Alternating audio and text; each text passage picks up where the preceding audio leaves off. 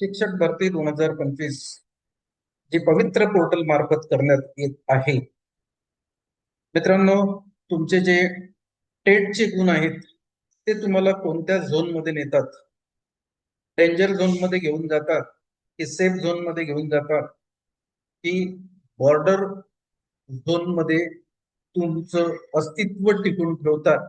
ते आजच्या या व्हिडिओच्या माध्यमातून आपल्याला सविस्तर बघायचं आहे. नमस्कार मित्रांनो, तुमचं माझ्या युट्यूब चॅनल मध्ये स्वागत आहे. तुम्हाला माहितच आहे की जी काही शिक्षक भरती पवित्र पोर्टल मार्फत 2025 ही होत आहे, त्यासाठी तुमचे टेटचे गुण फार महत्वाचे आहेत. आणि हे जे टेटचे गुण आहेत, या गुणावरच तुमची निवड होते. म्हणून आपण काय करतोय की प्रवर्गानुसार तुमचा कट ऑफ काढतो. आणि हा कट ऑफ काय करतो की तुम्ही कुठल्या झोन मध्ये आहे ते तुम्हाला डिसाइड करून सांगते, ते तुम्हाला अचूक सांगते. त्यासाठी तुम्हाला काय करायचं आहे, हा व्हिडिओ तुम्ही स्किप करू नका. याला सविस्तर सुरुवातीपासून शेवटपर्यंत तुम्हाला बघायचं आहे. म्हणजेच तुम्हाला तुमचा जो काही सिलेक्शनचा अंदाज आहे तो अंदाज तुम्हाला येणार आहे. आणि त्यासाठी आपण एक याचे 3 झोन तयार केलेले आहेत. सेफ झोन आहे, बॉर्डर झोन आहे आणि डेंजर झोन आहे. तर तुमचे जे टेटचे गुण आहेत ते प्रवर्गानुसार कोणत्या झोन मध्ये आहेत ते आज आपल्याला सविस्तर बघायचं आहे. मित्र, ही जी मेथड आहे याच्यासाठी आपण गणितीय फॉर्म्युल्याचा वापर करतो, हे लक्षात.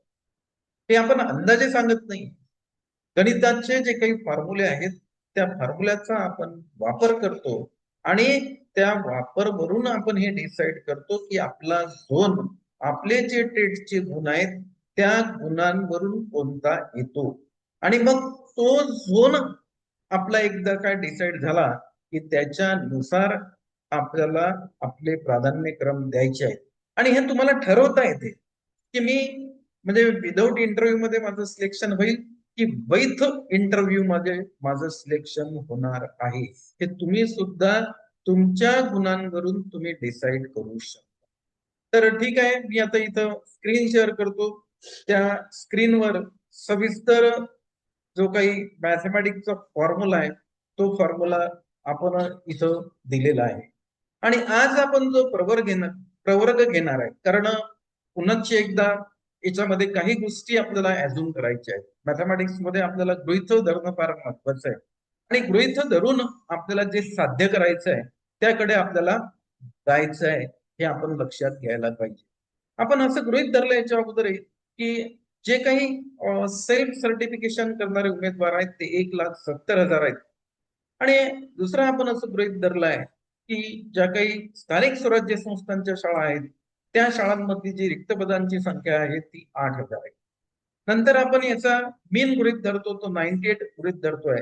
आणि याचा जो एसडी आहे हा 12 आहे. आणि हा युनिफॉर्म आहे. मीन आणि एसडी हा बदलत नसतो, हे आपण लक्षात घ्यायला पाहिजे. तर या 8,000 जागांचे इथं मी प्रवर्गानुसार वाटप इथं करून दिलेलं आहे. एकूण जागा आपण 8,000 घेतलेल्या आहेत. आणि या 8,000 जागांचं प्रवर्गानुसार जे काही वाटप आहे ते वाटप इथं आपण केलेलं आहे. बघा, एकूण जागा 8,000.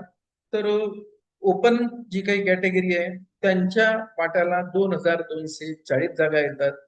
SC-BCच्या वाट्याला 800 जागा येतात. त्यांना जे दिलेलं रिझर्वेशन आहे त्या रिझर्वेशन नुसार त्या जागा आलेल्या आहेत. ओबीसी यांच्या वाट्याला 1,520 येतात. SC यांच्या वाट्याला 1,040 येतात. त्याच्यानंतर पुढलं आपण जर बघितलं तर एसटी ला 560 जागा येतात.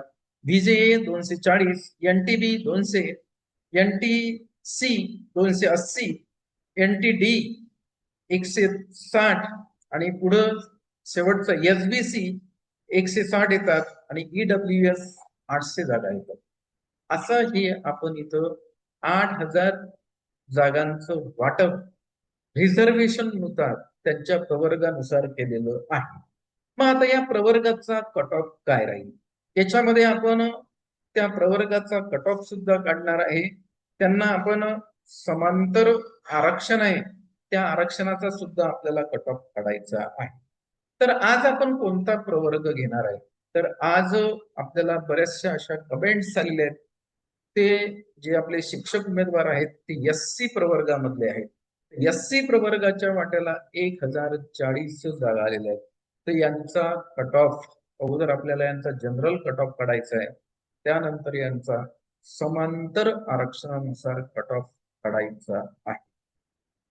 चला तर मग आता हा कट ऑफ काढायला आपल्याला जो मॅथमॅटिक्सचा फॉर्म्युला लागतो तो मॅथमॅटिक्सचा फॉर्म्युला मी या एक्सेल सीट मध्ये म्हणजे त्याला फिट केलेला आहे आणि त्या फॉर्म्युल्यानुसार आपल्याला हा कट ऑफ काढता येतो. 1040 जागा ज्या आहेत त्या SC च्या वाट्याला आलेल्या आहेत. म्हणून मी इथं रिक्त जागांची SC ची जी संख्या आहे ते घेतो 1040 एवढी आपल्याला घ्यायची आहे. आता जे काही उमेदवार आहेत ज्यांनी सेल्फ सर्टिफिकेशन केलेलं आहे त्यांची आपण संख्या घेतलेली आहे 1,70,000. हे एवढ्या उमेदवारांनी काय केलेलं आहे सेल्फ सर्टिफिकेशन केलेलं आहे. त्यानंतर आता इथं आपल्याला मीन घ्यायचं आहे. मीन आहे आपलं 98. नंतर SD हा 12 घेतो आणि हे सर्व इथं टाकल्यानंतर काय होतं माहित आहे का, बाय डिफॉल्ट याचा कट ऑफ तयार होतो आणि तो कट ऑफ आपल्याला आता इथं बघायचा आहे. कट ऑफ काय आहे तर इथं आलेला आहे कट ऑफ याचा लागणारे गुण म्हणजे टेटचे गुण किती लागतात तर 128.06. याला जर आपण राऊंड अप केलं तर हे होते 129. म्हणजे 129 जे काही SC चे उमेदवार आहेत ज्या उमेदवारांना 129 टेटचे गुण आहेत ते बॉर्डर झोन मध्ये आहेत, ते बॉर्डरवर आहेत. आणि या 129 मध्ये जर आपण 1 मिळवला, एक जर त्याच्यामध्ये ऍड केला तर ती फिगर तयार होते 130. आणि ज्या शेड्यूल कास्ट या प्रवर्गामध्ये जे काही शिक्षक उमेदवार आहेत ज्यांचा स्कोअर 130 किंवा 130 पेक्षा जास्त म्हणजे 131 132 असा आहे ते सर्वच्या सर्व उमेदवार सेफ झोन आहे मध्ये आहेत. म्हणजेच त्यांची निवड विदाऊट इंटरव्ह्यू मध्ये होऊ शकते. हा या फॉर्म्युल्यानुसार आपण कॅल्क्युलेट केलेला आकडा आहे. हा मी माझ्या मनाने कॅल्क्युलेट केलेला नाही. पुन्हा एकदा सांगतो 129 हे आहेत बॉर्डर झोन मध्ये. त्याच्यामध्ये एक मिळवला 130, 130 प्लस म्हणजे 131 132 चढत्या क्रमाने हे सर्व उमेदवार सेफ झोन मध्ये आहेत. त्यांचं सिलेक्शन विदाऊट इंटरव्ह्यू मध्ये होऊ शकते. त्यानंतर आता आपल्याला याच्यामध्ये 129 मधून जर आपण एक वजा केला तर 128 127 126 हे जे उमेदवार आहेत हे डेंजर झोन मध्ये. तर यांचं जे सिलेक्शन आहे ते मुलाखती सह मध्ये होऊ शकते. आपण कशामध्ये होऊ शकते मुलाखती सह मध्ये. आता आपल्याला समांतर आरक्षण काढायचं. त्यांना जे काही समांतर आरक्षण दिलेलं आहे SC प्रवर्गासाठी ते आता आपण काढूया. इथं SC हा प्रवर्ग मी टाईप करतोय. त्यांच्या वाट्याला ज्या एकूण आलेल्या जागा आहेत मित्र या इथे दिल्या आहेत 1040. इथं आपण 1040 थोड्या जागा आलेल्या आहेत त्यांच्या वाट्याला. आणि याचं आता आपल्याला काय करायचंय बाय डिफॉल्ट कॅल्क्युलेशन करायचंय. फॉर्म्युला आपण सेटअप केलेला आहे. तर महिलांना 30% 312 जागा येतात महिलांसाठी.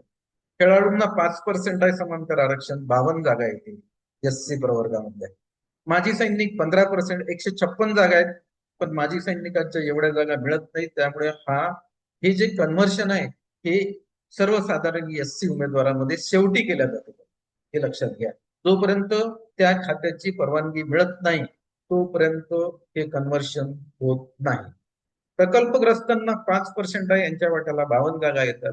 दिव्यांगांना 4% आहे यांच्या वाट्याला 42 जागा येतात. त्यानंतर पदवीधर अंशकालीन जे आहेत त्यांच्या वाट्याला 104 जागा येतात 10% नुसार. आणि अनाथ यांना 1% 10 येतात. आणि भूकंपग्रस्तांना 2% आहे तर त्यांना 20 जागा त्यांच्या वाट्याला येतात. मग आता ह्या ज्या SC प्रवर्गामध्ये आपल्या ज्या महिला भगिनी आहेत त्यांना 30% आरक्षण आहे. पण त्यांच्याकडे ते नॉन क्रिमिलेअरचं सर्टिफिकेट असायला पाहिजे. आता या प्रवर्गामध्ये काही सूट त्यांनी दिलेली आहे का, की त्या प्रवर्गातल्या जे काही जाणकार आहेत ते तुम्हाला सांगू शकतात. तर यांना महिलांना 30% इथं जर आपण यांचा हे काढला आपण म्हणजे कट ऑफ काढायचा आपण प्रयत्न केला, तर इथं आपण 312 312 टाकू आपण. म्हणजेच SC प्रवर्गामध्ये ज्या आपल्या महिला भगिनी आहेत त्यांना जे समांतर आरक्षण मिळते त्याचा आपण कट ऑफ काढतोय, त्यांचे झोन आपण ठरवतोय. त्या डेंजर झोन मध्ये येतात की सेफ झोन मध्ये येतात की बॉर्डर झोन मध्ये येतात. तर बघा आता इथं आपण बघितलेलं आहे त्यांचं जे लागणारे गुण आहेत ते आलेले आहेत इथं 132. किती आलेले आहेत? 132. याला जर आपण राऊंड अप केला तर ते होतात 133. तर आता इथला जो आकडा आहे मित्र, हा आकडा आपल्याला बदलावा लागेल. हा आकडा 1040 येणार आहे. 1040 हा आकडा येतो, कारण इथून आता बरोबर येईल ते आपलं 1070 हे चुकलं होतं माझं, सॉरी. तर इथं आपण 1040 आणि 1040 पैकी जे 30% रिझर्वेशन आलेले आहे ते 312. तर आपण इथं 312 घेतलेले आहेत. त्याच्यानंतर मेन 98 घेतला, SD आपण 12 घेतलेला आहे. आणि यांचं जे लागणारे गुण आहे टेटचे लागणारे गुण 104.29, याला राऊंड अप केला आपण 105. बघा 105 बॉर्डर झोन आलेला आहे. आणि 105 मध्ये जर आपण 1 ऍड केला तर 106. तर ज्या आपल्या महिला भगिनी आहेत ज्या SC प्रवर्गामध्ये आहेत त्यांना 106 प्लस म्हणजे 107 108 सर्व सेफ झोन मध्ये आहेत. त्यांची मुलाखती शिवाय नेमणूक होऊ शकते. असा या फॉर्म्युल्यानुसार आलेलं हे कॅल्क्युलेशन आहे. आणि 105 असेल तर ते बॉर्डर झोन मध्ये होतात. आणि 105 मधून जर आपण 1 मायनस केला तर 104 103 102 हे डेंजर झोन मध्ये येतात. आणि तिथं त्यांचं मुलाखतीसह सिलेक्शन होऊ शकतं. तर हाच कट ऑफ जो काढलेला आहे आपण तो SC प्रवर्गामध्ये आपल्या ज्या महिला भगिनी आहेत त्यांचा आपण काढलेला आहे. आता याच SC प्रवर्गामध्ये काय खेळाडूंना सुद्धा समांतर आरक्षण दिलेलं आहे. ते दिलेलं आहे 5% त्यांच्या जागा आलेल्या आहेत तिथं 52. मग आपण इथं फक्त बदल करणार आहे या रकान्यामध्ये. इथं आपल्याला काय करायचं आहे 52 टाकायचं आहे. 52 टाकल्यानंतर बाय डिफॉल्ट पूर्ण हे कॅल्क्युलेशन येते.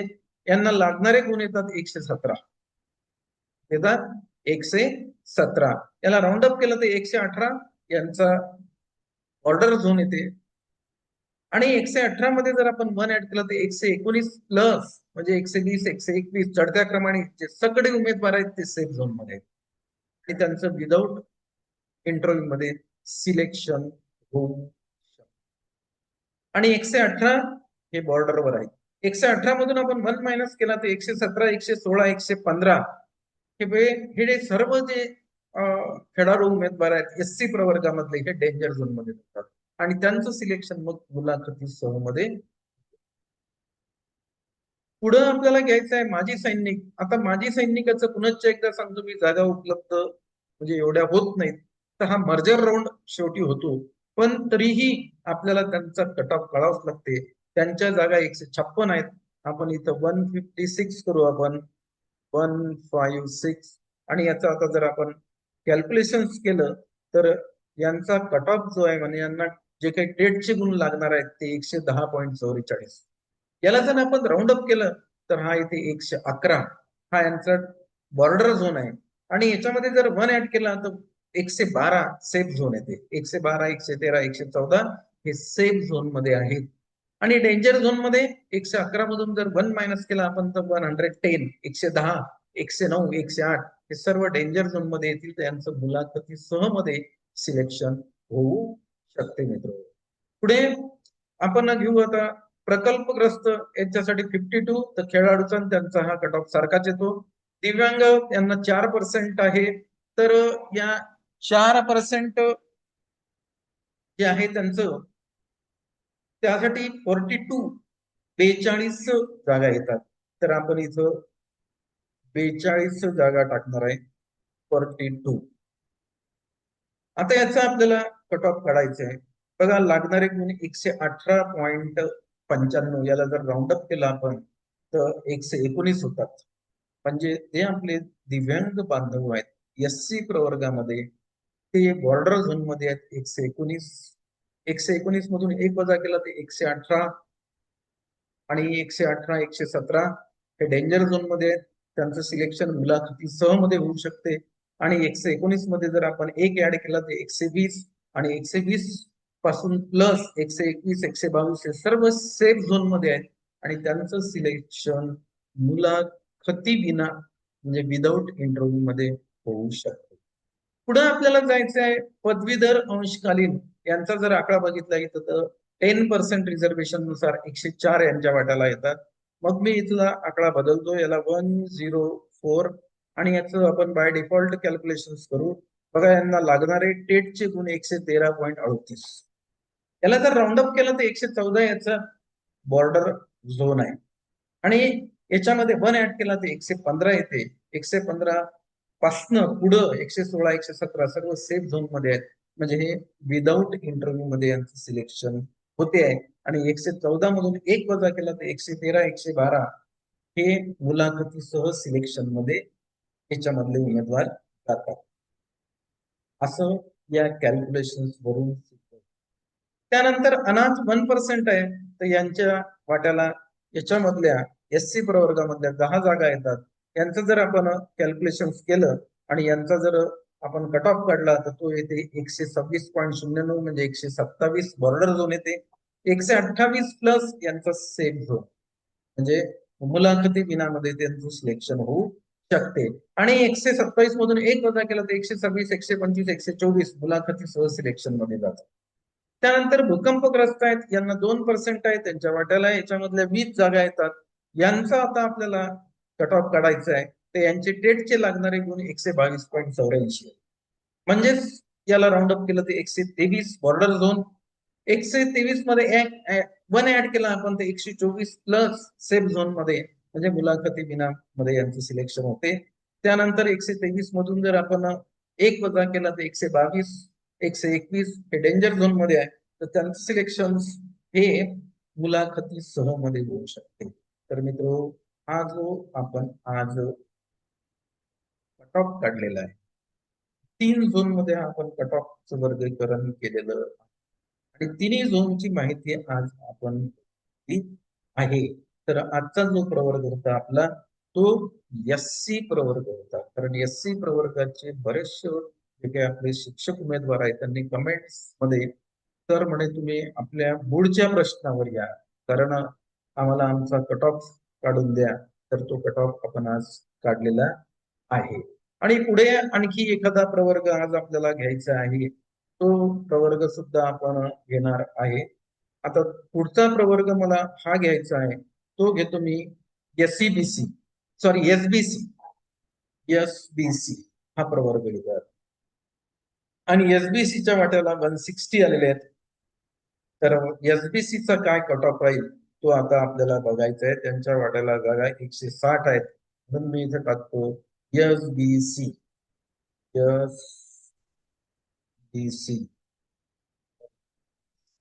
हा तो प्रवर्ग, आणि त्यांच्या वाट्याला आलेल्या ज्या जागा आहेत त्या 160 त्या जागा आहेत.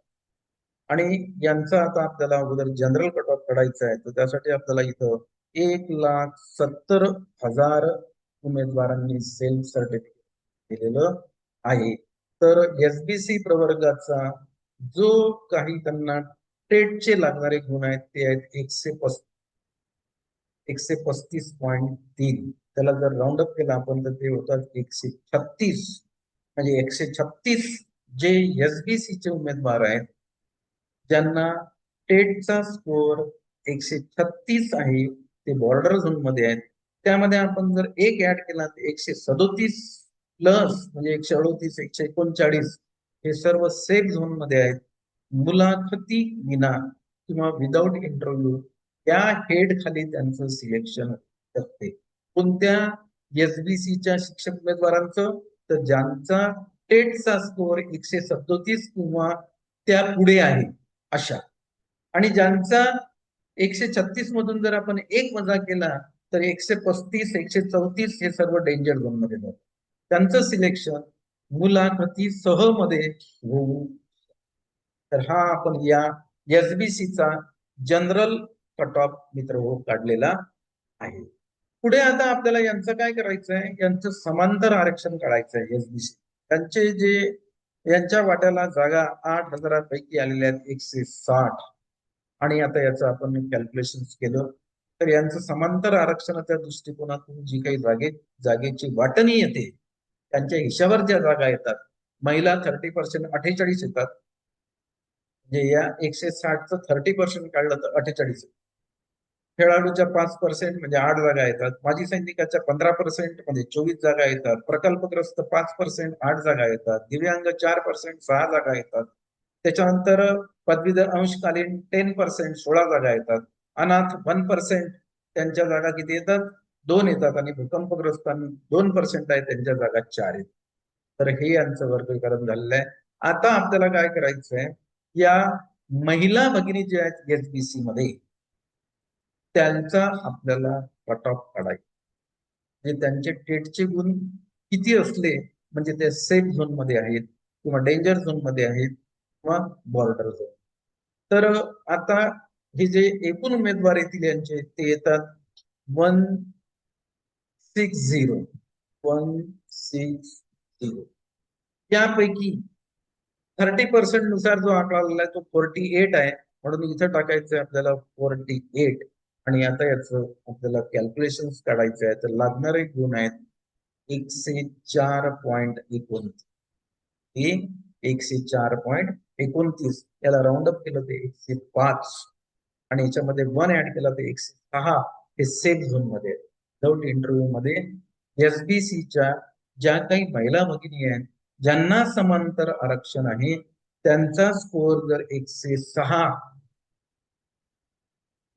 आणि त्यापेक्षा जास्त असेल तर त्या सेफ झोन मध्ये आहेत, म्हणजेच त्यांचं सिलेक्शन मुलाखती विना झेडपीला होऊ शकते. आणि 105 मधून जर आपण एक मायनस केला तर 104, 103 या डेंजर झोन मध्ये येतात, तर त्यांचं सिलेक्शन मुलाखती सह मध्ये होऊ शकते. पुढचं घेऊ आपण खेळाडूंना, याच्यात 5% नुसार 8 जागा येतात. इथं आपण जर 8 जागा टाकल्या, 8 जागा टाकतोय मी, आणि आता यांचं कॅल्क्युलेशन करायचं आहे, लागणारे गुण पाहिजेत आपल्याला 117.74. त्याला राऊंडअप केलं तर 118 होतं, म्हणजे बॉर्डर झोन आला. आणि याच्यामध्ये एक मिळवला तर सेफ झोन येते, तो येते सेफ स्कोअर 119 प्लस, म्हणजे 119 पासून 120, 121 सर्व सेफ झोन मध्ये आहेत. यांचं सिलेक्शन जिल्हा परिषदच्या शाळेमध्ये होऊ शकते. 118 हा स्कोर असा आहे की हा जिल्हा परिषदेच्या शाळेमध्ये होऊ शकते आणि मुलाखती मध्ये जाऊ शकते. परंतु 118 पेक्षा कमी 117, 116, 115 हे सगळे मुलाखती मध्ये, कारण हे डेंजर झोन मध्ये आलेले आहेत. पुढे माजी सैनिक 15% मिळत नाहीत, पण जागेची वाटणी करावीच लागते. त्यांच्या वाट्याला आलेल्या 24 जागा, तर इथं आपण 24 घेऊ. हा 24 टाकला आणि याचं आपल्याला कॅल्क्युलेशन मित्र करायचं आहे, तर यांचे लागणारे गुण 110. याला राऊंडअप केला आपण तर 111 येतात, म्हणजे हा झाला बॉर्डर. आणि याला सेफ झोन मध्ये टाकायचं असेल तर पण ऍड करायला लागेल 112, 112, 113, 114 सर्व सेफ झोन मध्ये आलेले आहेत, म्हणजे हे झेडपीच्या शाळेमध्ये सिलेक्ट होऊ शकतात. परंतु 111 मधून एक वजा केला तर 110, 109, 108 हे जे आहेत हे डेंजर झोन मध्ये आहेत, तर यांचं सिलेक्शन मुलाखती सह मध्ये होऊ शकते, आपण लक्षात पाहिजे. पुढे आता आपल्याला जायचं आहे प्रकल्पग्रस्त 5%, तर यांच्यासाठी 8 जागा, खेळाडू आणि यांचा हा सारखाच येतो. दिव्यांग 4%, 6 जागा आलेल्या त्यांच्या वाट्याला. तर जे एसबीसी मध्ये दिव्यांग बांधव आहेत त्यांच्या वाट्याला 6 जागा आलेल्या आहेत, तर त्यांचा आपल्याला टेटचा स्कोर आता काढायचा आहे. बघा लागणारे गुण आहेत त्यांचे 119.37, म्हणजे 120 त्यांचं बॉर्डर झोन आहे. 120 मध्ये आपण जर एक ऍड केला तर 121, 122 हा सेफ झोन आहे, म्हणजे हे जिल्हा परिषद मध्ये सिलेक्ट होऊ शकतात. आणि 120 मधून एक मायनस केला तर 119, 118 हे जे आहेत ना, हे मुलाखतीसह डेंजर झोन मध्ये गेल्यामुळे त्यांचं सिलेक्शन मुलाखतीसह मध्ये होऊ शकते. त्याच्यानंतर आता आहे पदवीधर अंशकालीन 10% यांच्या जागा आहेत, त्यांच्या वाट्याला 16 जागा येतात, म्हणून मी इथं मित्र 16 जागा घेतलेल्या आहेत. आणि 16 जागा घेतल्यानंतर याचं जर आपण कॅल्क्युलेशन केलं तर लागणारे गुण येतात 113.8, म्हणजेच 114 राऊंड अप बॉर्डर झोन. त्याच्यानंतर याच्यात एक ऍड केला मी 115. किती? 115 पदवीधर अंशकालीन जे काही आपले शिक्षक उमेदवार आहेत, जे एसबीसी मध्ये आहेत, त्यांचा सेफ झोन आहे 115. 115 116 हे झेडपीच्या शाळेमध्ये सिलेक्ट होऊ शकतात. 114 मधून एक मायनस केला आपण तर 113 112 हे डेंजर झोन मध्ये जातात, त्यांचं सिलेक्शन मुलाखती सह मध्ये येणार आहे. त्याच्यानंतर याच्यामध्ये अनाथ एसबीसी मध्ये जे अनाथ आहेत ते 1%, त्यांना 2 जागा येतात. तर इथं आपण 2 टाईप केला तर त्यांचं जे कॅल्क्युलेशन आहे ते इथे येणार आहे. बघा, त्यांना लागणारे गुण टेटचे 124 येतात. 124.9 याला मी राऊंड अप केलं 125, याच्यात 1 ऍड केला 126. म्हणजे अनाथ जे आहेत एसबीसी मध्ये आहेत, त्यांचा जो सेफ झोन आहे तो 126 प्लस आहे. 126 पासून 127 28 हे झेडपी मध्ये सिलेक्ट होऊ शकतात. 125 मधून एक वजा केला तर 124 123 हे जे आहेत हे डेंजर झोन मध्ये आहेत, त्यामुळे हे मुलाखती सह मध्ये. आता राहिले भूकंपग्रस्त, त्यांना एसबीसी मध्ये जे भूकंपग्रस्त आपले शिक्षक उमेदवार बांधव आहेत, त्यांना 2% म्हणजे 4 जागा येतात. आणि त्यांचा आपण जर स्कोअर काढला तर तो 121.52. टेटचे लागणारे टेटचे जे काही लागणारे गुण आहेत त्यांचे ते 121.52, त्याला राऊंड अप केले 122 येतात. 122 मध्ये एक ऍड केला 123 प्लस सेफ झोन मध्ये येतो. त्याच्यानंतर 122 बॉर्डर झोन मध्ये येतात. 122 मधून आपण 1 मायनस केला तर 121 120 हे जे आपले शिक्षक उमेदवार आहेत एसबीसी मधले जे भूकंपग्रस्त आहेत ते डेंजर झोन मध्ये आहेत, त्यांचं मुलाखती सह. आणि 123 पासून पुढे हे मुलाखती विना होऊ शकते. तर आपण इथं जो काही एसबीसी हा प्रवर्ग आहे त्यांच्या वाट्याला आलेल्या जागा ज्या आहेत 160, त्याची जनरल सुद्धा आपण काढलेला आहे, सेफ झोन डेंजर झोन. त्याच्यानंतर समांतर आरक्षणानुसार ज्या काही जागा येतात त्याचा सुद्धा आपण 3 झोन काढलेले आहेत, सेफ झोन आहे, डेंजर झोन आहे आणि बॉर्डर. तर अशा प्रकारे आज आपण मित्र दोन प्रवर्गाचा जो काही तुमच्या टेटच्या गुणानुसार आपण इथं कट ऑफ आहे. आणि ही एक मॅथमॅटिकल सूत्र आहे मित्र, त्या सूत्राचा आपण वापर केलेला आहे. मी अगोदर सुद्धा सांगितलं की जसा इलेक्शनच्या वेळेस एक एक्झिस्ट पोल असतो तसा याने आपण हा पोल काढू शकतो. हा अंदाजे एक स्कोअर तुमचा येते, याच्यावरनं तुम्हाला एक कल्पना येते. आणि हा काढण्याचा उद्देश एकच आहे की तुम्ही याचा वापर करून तुमचे प्राधान्यक्रम तुम्हाला तिथं तुमची बुद्धिमत्ता वापरून तुम्हाला प्राधान्यक्रम द्यायचे आहेत. तुम्ही प्राधान्यक्रम व्यवस्थित दिले की तुम्ही 100% ही जी लढाई आहे ती तुम्ही जिंकू शकता. पण त्याच्यासाठी तुम्हाला काहीतरी बेस लागेल, त्या बेसचा तुम्हाला आधार घ्यावा लागणार. तर मला अपेक्षा आहे की तुम्हाला हा व्हिडिओ आवडला असेल तर या व्हिडिओला तुम्ही लाईक करा. त्याला तुमचे जे शिक्षक उमेदवार आहेत त्यांना भरपूर शेअर करा. तुम्ही माझ्या युट्यूब चॅनलवर नवीन असाल तर याला जरूर सबस्क्राईब करा, म्हणजे अशा प्रकारचे आपण जे व्हिडिओ बनवतो त्याचं नोटिफिकेशन तुम्हाला मिळेल. आता आजच्या या चर्चेला मी पूर्ण विराम देतो. पुन्हा आपले